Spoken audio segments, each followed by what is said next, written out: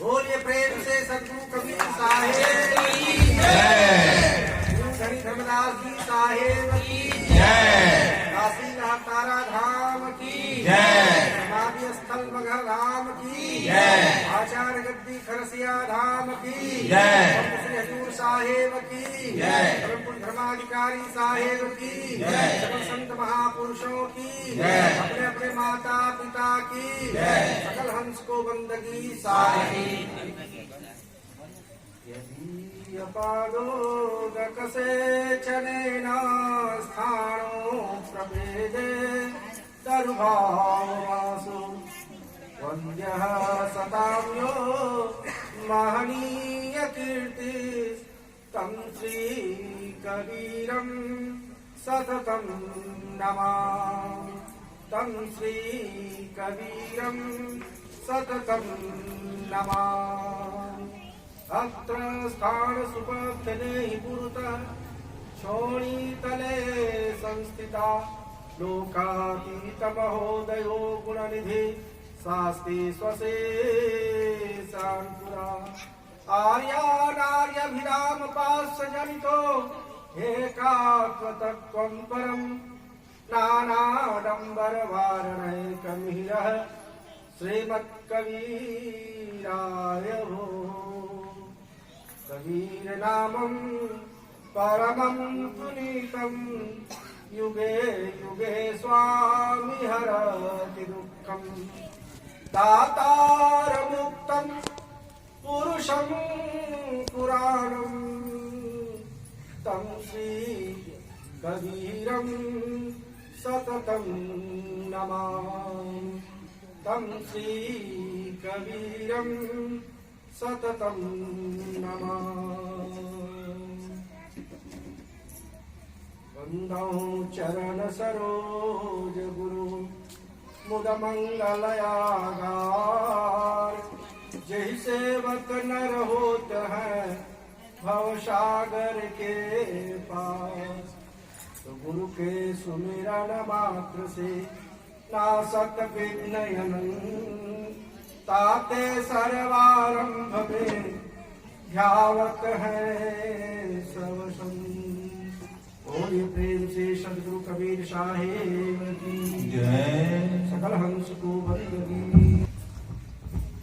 सत्य कबीर आश्रम बिलारी सत्संग समिति के तत्वावधान में त्रिदिवसीय सद्गुरु कबीर सत्संग समारोह के तृतीय दिवस के अंतिम सत्र में सत्संग दीर्घा में पधारे हुए समस्त सद्गुरु के प्यारे भक्तों, भक्तिमती माताएं एवं बहनों, मंच पर उपस्थित हमारे गायक बंधु, त्याग बरा तपोनिष्ठ अनंत श्री विभूषित कबीर पंथाचार्य पंथ श्री हुजूर अर्धनाम साहेब के पावन चरणों में सेवा साहेब बंदगी करते हुए आप तमाम भक्तों, संतों, सभी को मेरी ओर से त्रैवार साहेब बंदगी, साहेब बंदगी, साहेब बंदगी। बिलारी गांव में बड़ा आनंद आया हमें। क्यों? आप लोगों की श्रद्धा भक्ति को देखकर, लेकिन आप लोगों की जो आस्था है, श्रद्धा है, विश्वास है पंथ के प्रति, संतों के प्रति, गुरुजनों के प्रति, वह सराहनीय है। त्रिदिवसीय सत्संग का ये अंतिम दिवस का अंतिम सत्र ही समझना चाहिए। अब कुछ देर के बाद आरती चौका हो और अंत भला तो सब भला, अंत भला तो सब भला। और यह भी निश्चित है कि जिसका प्रारंभ होता है उसका अंत होता है। परसों अर्थात 9 फरवरी को आप लोगों ने बड़े धूमधाम के साथ इस सभा मंच का, सत्संग मंच का दीप प्रज्वलित कर सतगुरु कबीर साहब के छवि पर माल्यार्पण कर इस कार्यक्रम का शुभारंभ किया। शुरुआत हुआ, चलता रहा अनवरत रूप से सत्संग, भजन, प्रवचन, संत महापुरुषों के दर्शन। अब आज अंतिम दिवस है, जिसका प्रारंभ होता है उसका अंत भी होता है।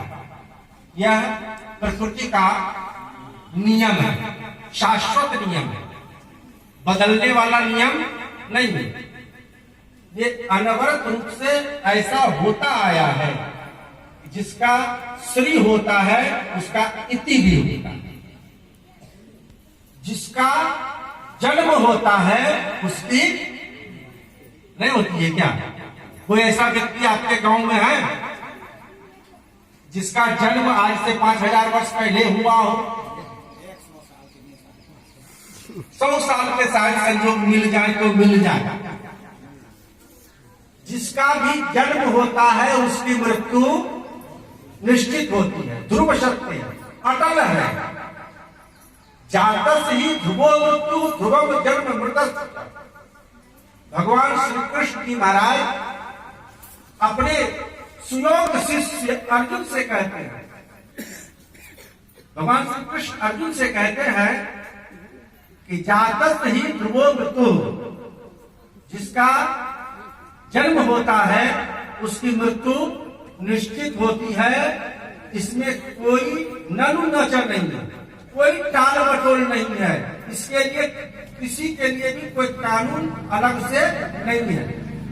यहाँ तक कि भगवान भी जब आते हैं, देवतागण भी यदि मनुष्य शरीर धारण करके इस धरा पर आते हैं तो उसे भी अपना काम करके, अपनी लीला करके उसको यहाँ से जाना पड़ता है। राम आए, कृष्ण आए, बुद्ध आए, महावीर आए, बड़े बड़े संत महापुरुष, यहाँ तक सतगुरु कबीर साहब भी आए, लेकिन वह भी एक दिन यहाँ से चले गए। और शायद साफ स्पष्ट शब्दों में कह के गए, क्या कह के गए?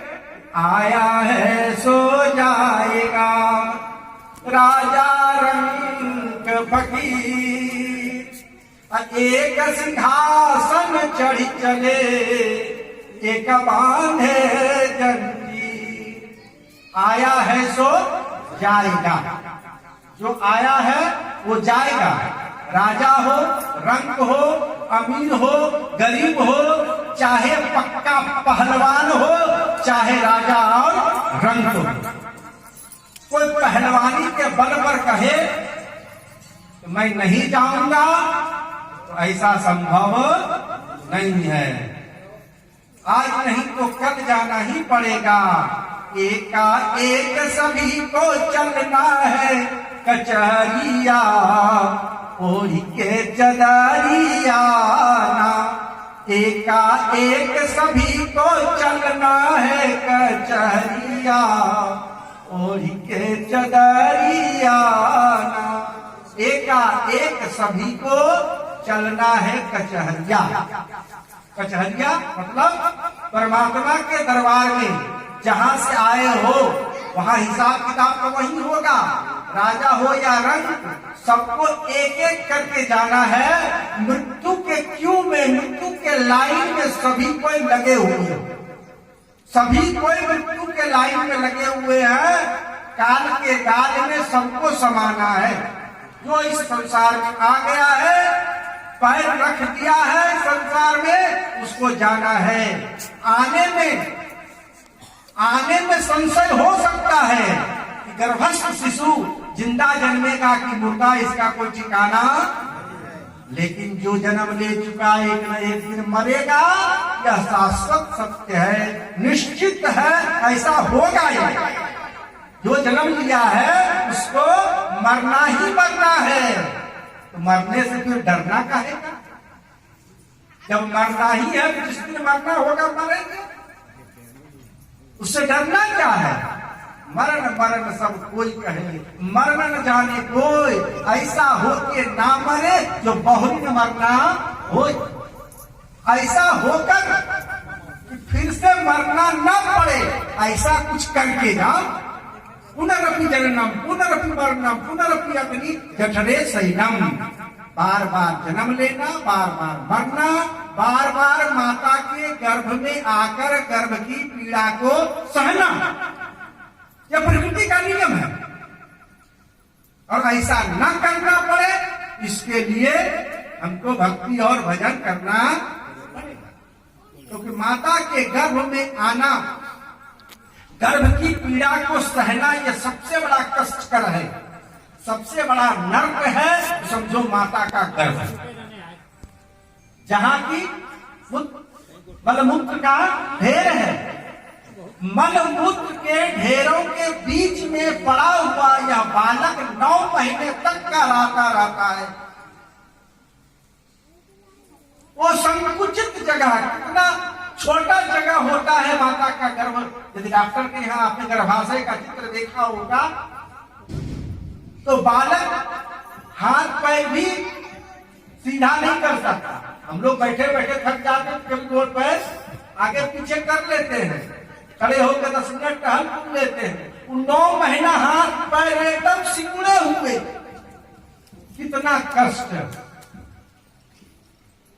उस कष्ट में पड़ा हुआ यह जीव परमात्मा से प्रार्थना करता है, हे प्रभु, मैंने बहुत बार अपने संकल्प को तोड़ा है, आपसे वादा जो किया था उस वादा को पूरा नहीं किया है, नहीं कर पाता हूं संसार में जाकर, लेकिन इस बार निश्चित करूंगा, इस बार जरूर करूंगा। इस बार प्रभु बख्श दो और हमें इस नरक कुंड से बाहर। ऐसा हमारा संत महात्मा कहते आए हैं, हम लोगों ने भी सुना है, यही शास्त्रों में पढ़ा है। अब बालक गर्भस्थ शिशु क्या कहता है नहीं कहता है, इसको हम प्रैक्टिकली नहीं बता सकते, लेकिन हमारे संतों ने, हमारे ऋषि मुनियों ने जो कहा है, जो ग्रंथों में लिखा है, उसके हिसाब से मैं ये कह रहा हूं। जन्म लेने वाला व्यक्ति मृत्यु की ओर एक भी सभी जाता है। माली आवत देख के, सतगुरु कबीर साहब ने बहुत सुंदर साक्ष्य कहा कि माली आवत देख के कलियन करी पुकार, फूले फूले थे तोड़ लिए, कल हमारी। माली को देखकर कलियां, बाग में फूलों का बाग है, माली उसको रोज सींचता है, रोज संवारता है, और फुला फुला जो फूल होता है, जो फूल खिल जाता है, उसको तोड़ लेता है। जो कलियां बची रहती है वो सोचती है आज जो खिला था फूल उसको तो तोड़ लिया, कल तो हमारी ही बात। आप भी देखते हो समाज में, परिवार में,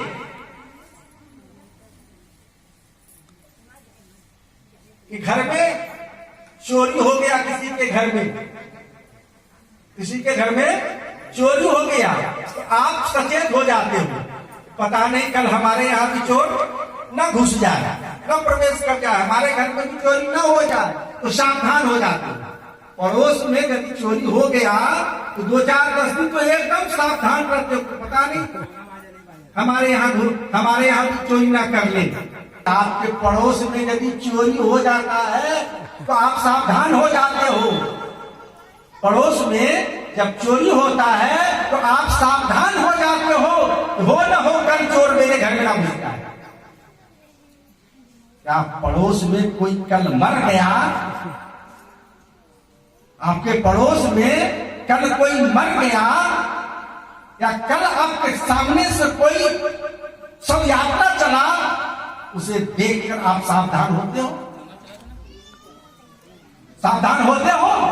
अरे मेरी भी बारी आज, पता नहीं कल मेरी ही बारी ना आ जाए, को जाने कब कल की, खबर नहीं आ जग में पल की। कहीं कल हमारी बारी तो नहीं है, ऐसा सावधान होते हो क्या? नहीं।